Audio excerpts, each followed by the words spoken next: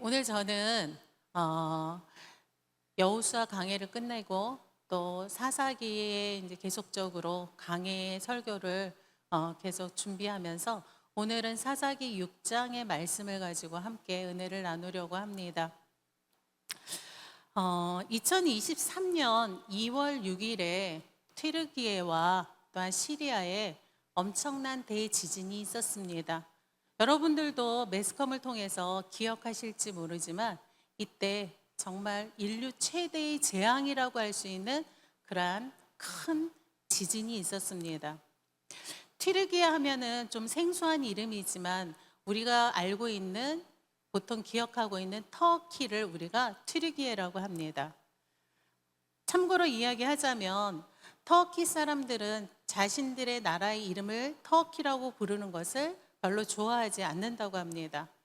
왜냐하면 원래 터키라고 하는 이 말 자체가 칠면조 요리를 뜻하는 칠면조와 같은 스펠링을 사용하고 있고, 또한 그 속어로는 겁쟁이라고 하는 뜻을 가지고 있기 때문에 그래서 터키라는 말보다는 튀르기예로 불려지는 것을 원하고 있습니다.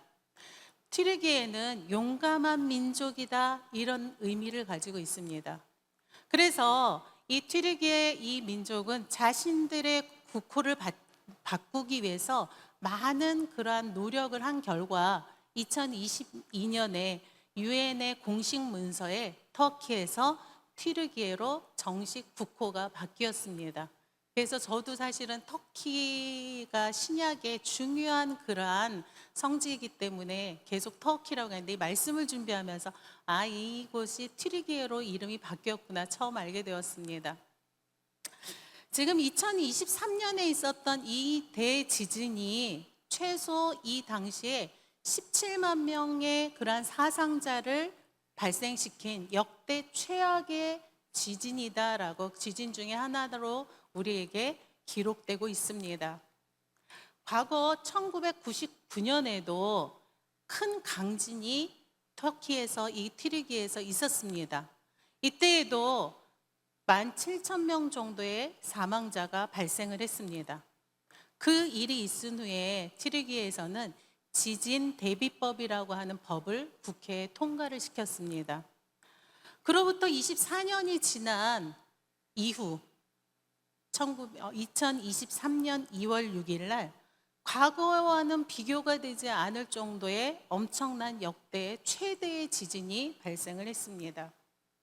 수십만 명의 사상자가 발생을 하고 정말 지옥과 같은 그러한 현장이 재현되고 있는 그러한 상황 가운데 단 한 채의 건물도, 또한 단 한 사람의 인명피해도 발생하지 않은 한 곳이 세계의 주목을 받기 시작했습니다. 그곳은 어디냐면 바로 에르진이라고 하는 도시였습니다. 튀르기예 전역을 휩쓸었던 강진에도 불구하고 단 한 사람의 피해도, 또 한 건물도 피해를 입지 않을 수 있었던 특별한 원인은 이 에르진시의 시장 덕분이었습니다. 엘마소그르라고 하는 시장의 원칙주의가 바로 이 큰 재앙에서 아무런 피해도 입지 않은 그런 결과를 초래했습니다. 2019년에 시장으로 당선된 이 엘마소그르 시장은 새롭게 통과된 지진 대비법에 대해서 도시 내 모든 건축물에 대해서 엄격하게 이 법을 적용시켜 나갔습니다. 그동안 너무 관행처럼 내려오던 그런 불법 건축을 절대로 허가하지 않았습니다. 사실상 그가 초반에 이런 법을 시행하면서 그를 향한 비판의 소리는 끊이지 않았습니다. 이 나라에서 당신만 정직한가? 비아냥거리는 소리를 비롯해서 사람들의 청탁, 그리고 돈과 권력을 이용한 압력, 이제 당신을 두 번 다시는 시장으로 뽑지 않겠다라고 하는 외압 등 가지각색의 그러한 비난과 압력이 이 시장에게 가해집니다. 그러나 예외는 없었습니다. 아무리 가까운 친인척이라 할지라도, 아무리 가까운 친구라 할지라도 예외는 적용되지 않았습니다. 온갖 비난과 욕설에도 그는 타협하지 않습니다. 이때 엘마소그로 시장은 이 지진이 있은 후에 한 인터뷰에서 이런 이야기를 합니다. 시장에 당선되자 건축물 관련 민원이 수도 없이 들어왔다. 자신의 건물에 대해 예외를 인정해 달라는 얘기였는데 나는 원칙대로 절대 안 된다라고만 답했다. 이렇게 인터뷰를 했습니다. 에르진 시장은 불법 건축을 절대 용납하지 않았고 원칙과 규정에 따라 건물을 지었기 때문에 지진으로부터 이 도시는 안전할 수 있었습니다. 원칙을 지킨 이 한 시장의 이 노력 덕분에 유럽 백년사의 최악의 자연재해라고 하는 이러한 재앙 가운데 에르진은 기적의 도시로 지금도 많은 사람들에게 회자되어지고 있습니다. 우리 인생에도 하나님이 주신 말씀의 법을 타협 없이 지켜나갈 때 그 말씀이 결국 우리를 안전하게 지켜주실 것입니다. 이것은 세상적인 기준으로 보면 미련하게 보일 수 있고 또한 어리석게 보일 수도 있습니다. 그러나 이 말씀의 법이 결국은 무너질 것과 같은 그러한 우리의 위기의 순간에 우리를 지키는 힘이 되고 우리를 지키는 능력이 되는 것입니다. 사사시대는 하나님의 법보다는 세상과 타협하고 또한 인생의 그러한 편리를 추구하는 하나님 없이 살아가는 그들에게 인생이 얼마나 비참하게 추락할 수 있는가를 여실히 보여주는 책이라고 할 수 있습니다. 반복되는 범죄, 반복되는 하나님의 징계, 반복되는 그러한 무한한 하나님의 사랑하심, 이것이 바로 사사시대의 그들의 모습이었고 이것은 바로 지금 현대를 살아가고 있는 저와 여러분의 모습이기도 합니다. 오늘 본문 말씀의 6장 1절을 우리 같이 한번 읽어보도록 하겠습니다. 6장 1절입니다. 사사기 6장 1절 시작.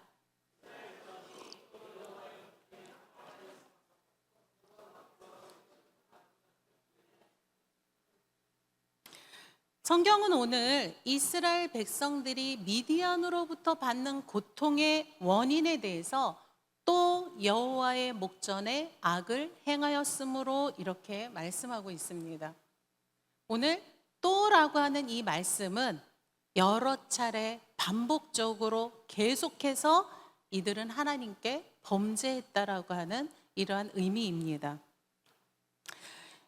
오늘 하반절에 보면 여호와께서 7년 동안 그들을 미디안의 손에 넘겨주시니 이렇게 말씀합니다. 이 이야기는 이스라엘 백성들이 미디안의 압제와 핍박 가운데 7년 동안을 고통을 당했구나, 고생을 했구나 이렇게 생각할 수 있지만 또 한편으로의 의미는 7년 동안의 그러한 압제 가운데에서도 그들은 하나님을 찾지 않았다라고 하는 하나님 앞에 나오지 않았다라고 하는 그러한 의미이기도 합니다. 즉 이스라엘 백성들은 7년을 하나님의 징계 가운데 있으면서도 왜 자신들이 징계를 받는지, 왜 하나님 앞에 자신들이 고난을 받아야 되는지에 대한 근본적인 이유가 무엇인지에 대해서 깨달지를 못했습니다. 또 한편으로는 이들이 하나님 앞에 회개치 않았다라고 하는 사실입니다. 기드온은 이런 이스라엘 백성들이 당하는 압제와 고통 가운데 하나님 앞에 이러한 항변의 이야기를 합니다. 사사였던 기드온은 6장 13절에 보면 기드온이 그에게 대답하되 오 나의 주여 여호와께서 우리와 함께 계시면 어찌하여 이 모든 일이 우리에게 일어났나이까 이렇게 항변을 하고 있습니다. 이것은 우리가 평상시에 많이 하던 그러한 고백이 아닐까 생각을 해봅니다. 하나님, 왜 나만 이런 어려움을 당해야 됩니까? 왜 하나님 나에게 이런 일을 허락하시는 것입니까? 하나님 왜 나만 어려움 가운데, 고난 가운데, 역경 가운데 나를 그냥 내버려 두십니까? 이런 이야기들을 많이 하곤 했습니다. 설령 내가 입 밖에 내뱉지는 않았다 할지라도 내 마음 깊은 곳에서는 나의 이 억울함의 모습들을 하나님 앞에 수없이 마음속으로 고백했을 것입니다. 자신의 부족함을, 또한 자신의 죄된 그러한 모습들을 돌아보기보다는 하나님, 왜 나에게 축복하시지 않습니까? 왜 하나님 남들이 받는 그 축복의 은혜들은 나에게 없습니까? 라고 하는 이러한 원망과 불평이 바로 이스라엘의 모습이자 바로 우리들의 모습인 것입니다. 하나님이 우리를 연단하시는 이유는 과연 무엇일까요? 우리의 교만 때문입니다. 시련을 통해서 우리의 교만을 꺾고, 또한 육신은 고통을 당하지만 고난 가운데 있지만 우리의 영혼을 구원시키시고자 하시는 하나님의 놀라우신 사랑이 바로 이 연단의 이유이기도 합니다. 우리의 인생에 기도의 응답이 없고 신앙의 어려움이 올 때 우리는 그 문제에 얽매여서 정말 나를 향하신 하나님의 놀라운 그러한 일하심과 놀라운 그러한 계획하심과 또한 우리를 가장 좋은 것으로 이끄시는 그 하나님의 섭리를 바라볼 수 있는 그런 마음이 있어야 합니다. 지금 하나님과 나 사이에 과연 막혀있는 담이 무엇인지를 돌아볼 수 있는 그러한 저와 여러분이 되기를 원합니다. 우리는 문제가 있으면 문제 가운데 이 문제를 해결하실 수 있는 분은 바로 우리 주님밖에 없다라는 사실을 믿고, 또한 그 믿음의 고백 가운데 주님 앞에 나오는 저와 여러분이 되기를 주님의 이름으로 축복합니다. 6장 2절부터 4절까지 우리 한 목소리를 읽어보도록 하겠습니다. 2절부터 4절까지 한번 읽어봅니다. 미디안의 손이 이스라엘을 이긴지라. 이스라엘 자손이 미디안으로 말미암아 산에서 웅덩이와 굴과 산성을 자기들을 위하여 만들었으며, 이스라엘이 파종한 때면 미디안과 아말렉과 동방 사람들이 치러 올라와서 진을 치고 가사에 이르도록 토지 소산을 멸하여 이스라엘 가운데 먹을 것을 남겨두지 아니하며 양이나 소나 나귀도 남기지 아니하니. 오늘 2절의 본문에서 보면 산에서 웅덩이와 굴과 산성을 만들었으며 이렇게 말씀하고 있습니다. 미디안의 족속들이 얼마나 이스라엘 백성들을 자주 또한 수시로 공격을 해왔는지, 아예 이스라엘 백성들은 산 위로 올라가서 그곳에서 굴을 쌓고 또한 임시 숙소를 만들어서 그곳에서 생활해야 되는, 한마디로 피난민과 같은 그러한 삶을 살았다라고 하는 의미입니다. 여기에서 산성이라고 하는 이 이야기는 우리가 보통 생각하는 큰 성, 제대로 된 성이 아니라 보통 과거 우리나라에 반공호 정도 되는 돌 몇 개 쌓아놓는, 그냥 돌 몇 개 대충 쌓아놔서 이렇게 바람을 막을 수 있는, 또한 외부의 침략을 우리가 막을 수 있는 그 정도의 산성을 이야기합니다. 이들은 또한 농사를 지을 수가 없었습니다. 왜냐하면 씨를 뿌리면 미디안 족속과 또한 아말렉 족속이 연합전선을 구축을 합니다. 그리고 이스라엘 백성들이 아예 파종도 할 수 없게 아예 방해를 합니다. 그래서 4절에 보면 양이나 소나 나귀도 남기지 아니하니라고 말씀하고 있습니다. 이 이야기는 뭐냐면 우리의 지금의 재산은 우리가 보통 현금이나 아니면 부동산이나 아니면 동산, 이런 것으로 우리의 재산의 가치를 평가를 하지만, 과거에는 이들의 재산의 척도는 뭐였냐면 양이나 소나 낙이나 이런 모든 짐승들이 이 당시에 재산의 전부였다라고 하는 사실입니다. 그러니까 양이나 소나 나귀가 하나도 남아있지 않았다라고 하는 것은 이스라엘 백성들의 모든 재산들이 이 미디안에게 다 빼앗기고 없어졌다라고 하는 그런 사실입니다. 이 상황을 성경에서 6절에서는 이스라엘이 미디안으로 말미암아 궁핍함이 심한지라 이렇게 말씀하고 있습니다. 이제 이스라엘 백성들은 미디안에게 밀리고 밀려서 이제는 산꼭대기에다 굴을 파고 겨우 목숨만을 부지하고 있습니다. 이제 더 이상 밀려날 곳도 더 이상 먹을 것도 없는 그러한 상황입니다. 아마 이스라엘 백성들은 나름대로 자신들이 할 수 있는 최선의 그러한 노력을 했을 것입니다.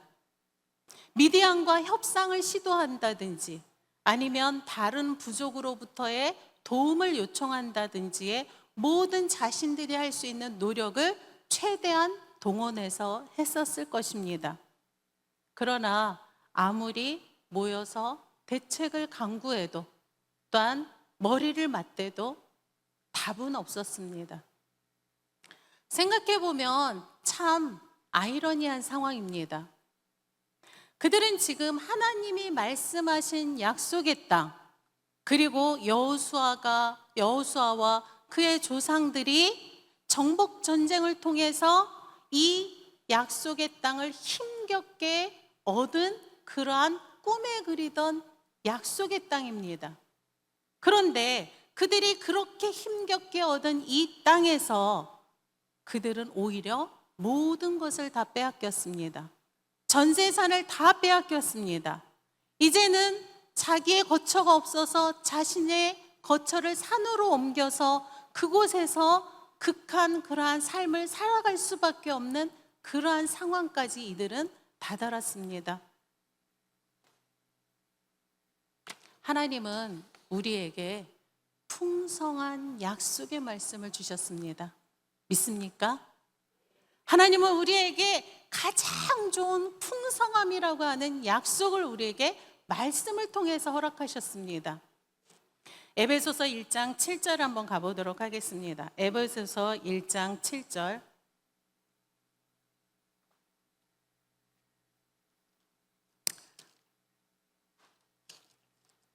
(1장 7절) 한번 한 목소리로 읽도록 하겠습니다. 우리는 그리스도 안에서 그의 은혜의 풍성함을 따라 그의 피로 말미암아 속량 곧 죄사함을 받았느니라. 아멘. 1장 18절에서 19장을 같이 한번 읽어보겠습니다. 18절에서 19절.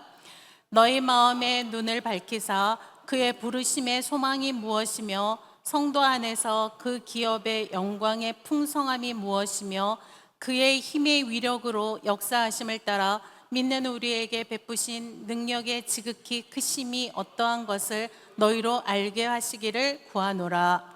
네, 아멘. 23절 한번 같이 읽어봅니다. 교회는 그의 몸이니 만물 안에서 만물을 충만하게 하시는 이의 충만함이니라. 오늘 에베소서에서는 하나님이 이렇게 말씀합니다.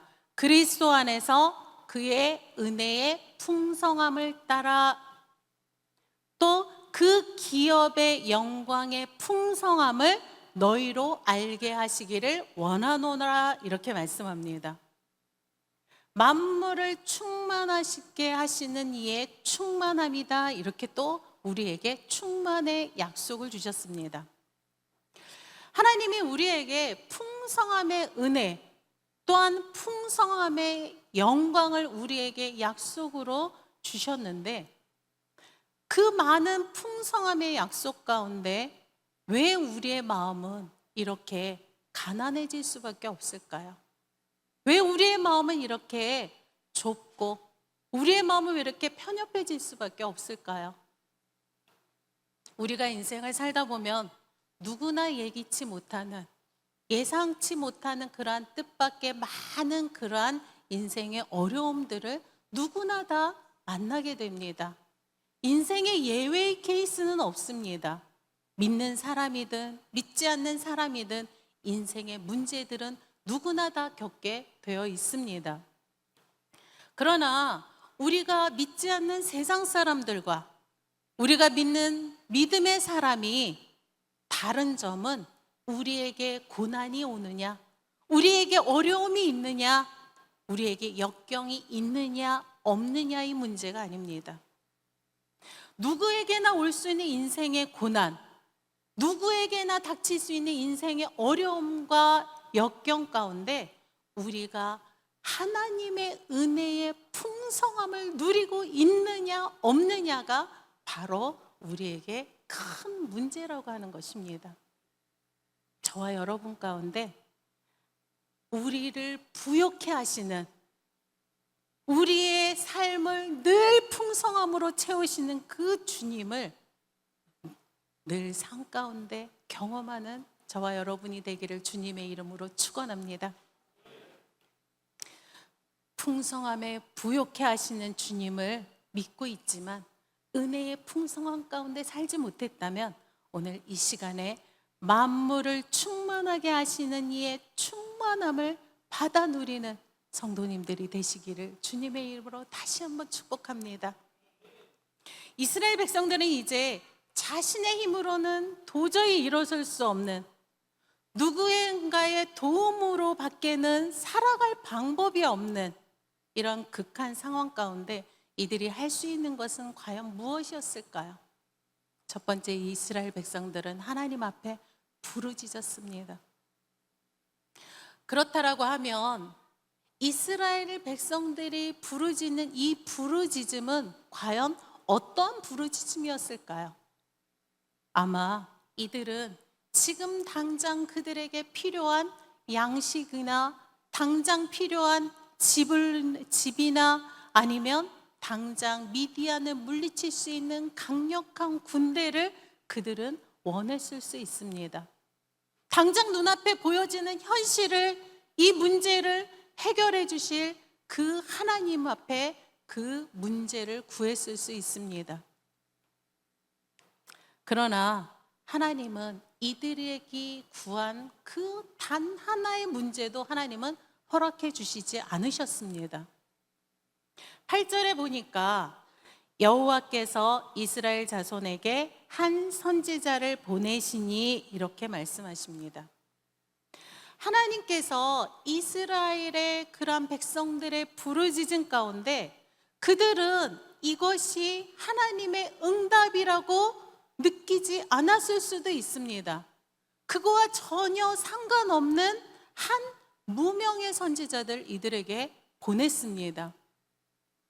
왜 하나님은 힘센 장수를 보내셔서, 힘센 그런 군대를 동원시키셔서, 아니면 천재지변을 통해서 하나님은 이스라엘 백성들을 구원하시지 않는 걸까요?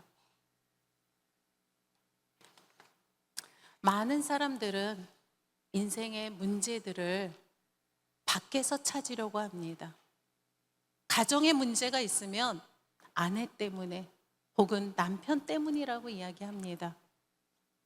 또한 다른 사람 때문에 나는 이럴 수밖에 없었다라고, 결국은 이 모든 문제의 근원은 다른 사람 때문에, 다른 가족 때문에 일어났다라고 이야기를 합니다.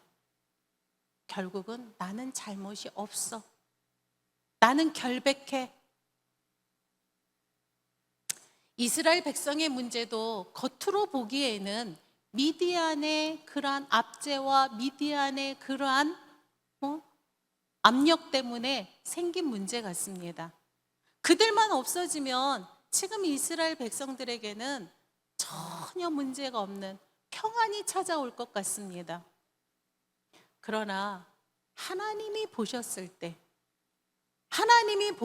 때는 근본적인 문제가 이 미디안의 문제가 아닌 바로 하나님을 온전하게 믿지 않은 이스라엘 백성 그들에게 있었다라고 하는 사실입니다. 그렇다면 하나님은 이 무명의 선지자를 통해서 가장 먼저 주신 것은 무엇일까요? 두 번째로는 말씀을 주셔서 회복해 하셨습니다. 우리 본문 6장 8절부터 9절까지 한번 읽어보도록 하겠습니다. 우리 사사기 6장 본문으로 다시 돌아가서 6장 8절부터 9절까지 한번 읽어봅니다. 시작.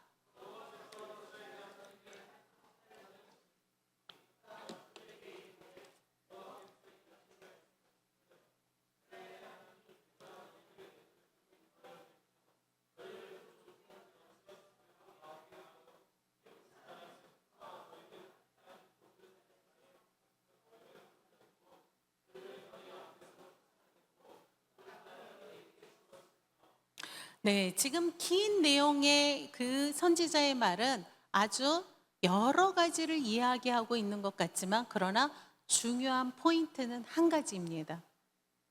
이스라엘이 출애굽의 신앙은 그들이 애굽의 압제에서 고통당하고 신음당할 때 하나님께서 그들을 어떻게 구원하셨는지, 또한 그들을 이 가나안 땅까지 어떻게 인도하셨는지, 가나안 땅을, 약속의 땅을 어떻게 주셨는지를 너희가 잊어버렸다라고 하는 사실입니다.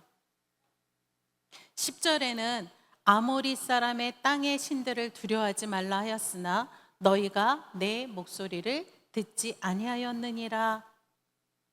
이스라엘 백성들의 가장 큰 문제점은 너희가 내 목소리를 듣지 아니하였다라고 하나님은 말씀합니다. 하나님은 우리에게 너가 절대 일하지 않았거나 또한 전쟁을 준비하지 않았기 때문에 지금 일어나는 모든 상황이 벌어진 것이라고 말씀하시지 않으셨습니다.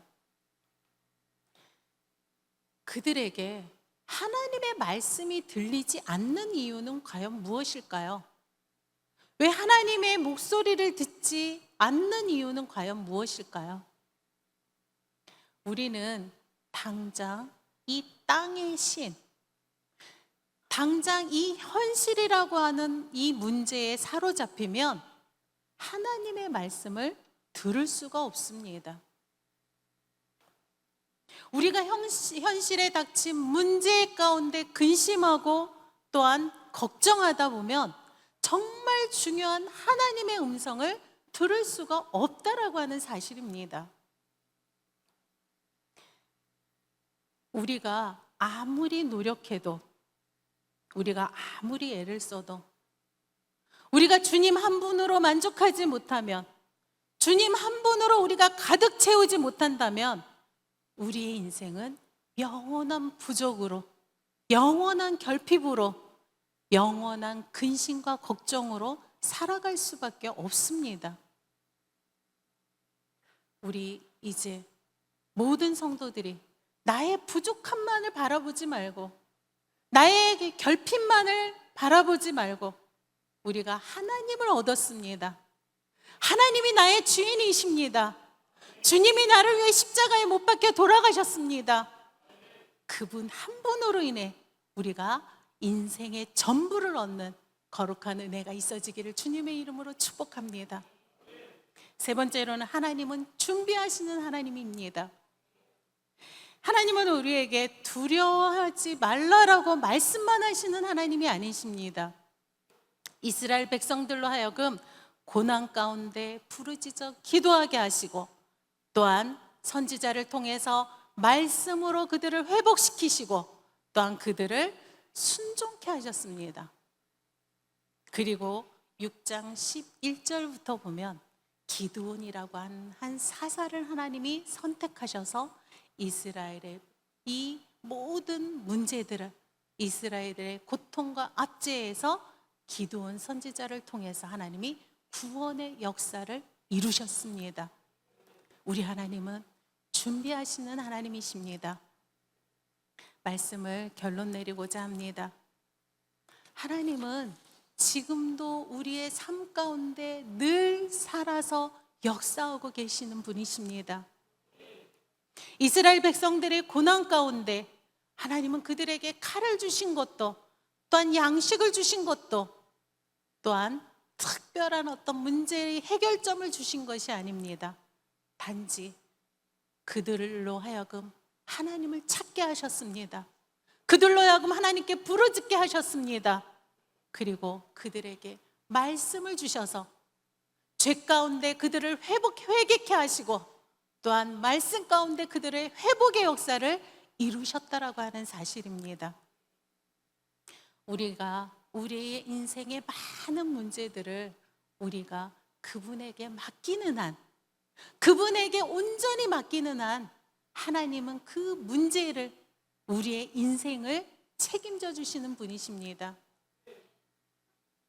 이 시간 우리의 인생 가운데 경험했던 많은 그러한 실패, 많은 그러한 결핍, 시행착오, 또한 사단에게 빼앗겼던 나의 모든 인생의 문제들, 이런 것들을 우리가 하나님 앞에 되찾을 수 있는, 회복할 수 있는 그러한 믿음을 소유하시기를 원합니다.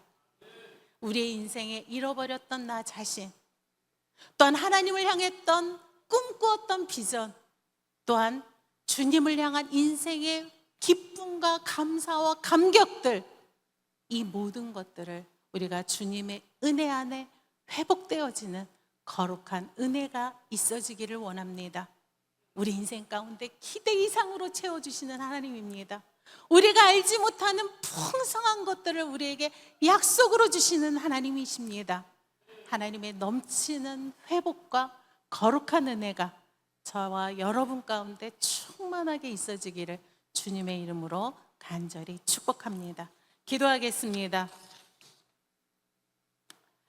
사랑하신 하나님, 우리의 삶 가운데 우리의 인생의 많은 문제들을 해결하시는 분이 아니라 나의 믿음을, 나의 시선을 바꾸시는 하나님임을 저희들이 다시 한번 말씀을 통해 배웠습니다. 깨달았습니다. 하나님, 특별히 내 현실이 비록 내가 생각한 것과 내가 원하는 방향이 아닐지라도, 그러나 나와 영원토록 함께 하시는 그 하나님 한 분으로 우리가 참 만족을 누리며 또한 기뻐할 수 있는 저희들이 되게 하여 주시옵소서. 언제나 피할 길을 내시는 주님, 그 하나님의 손길을 날마다 경험하는 그러한 성도들이 되어지기를 소망합니다. 감사하고 예수님의 이름으로 기도드리옵나이다. 아멘.